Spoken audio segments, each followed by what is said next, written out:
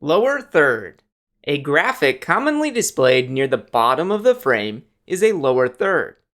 Create a lower third using templates that are included with Final Cut by going to the Titles and Generators sidebar. Drag one of the titles from the lower thirds category to add it to a project. In the viewer, double-click the text to change it or use the inspector to access additional controls. Lower third graphics are commonly used to provide the viewer additional information. Add info such as name and title using this basic lower third. Many lower thirds include a background and other customizable elements.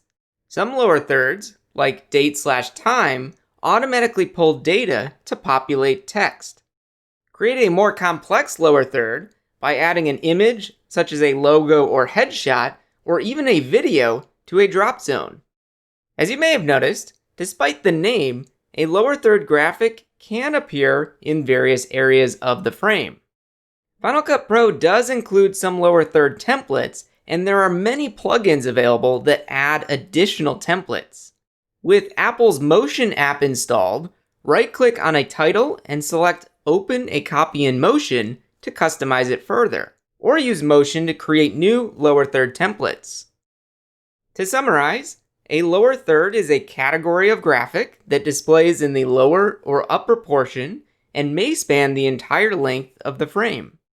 In a simple state, a lower third is text only, but can become complex by including a background, images, video, animations, and other elements.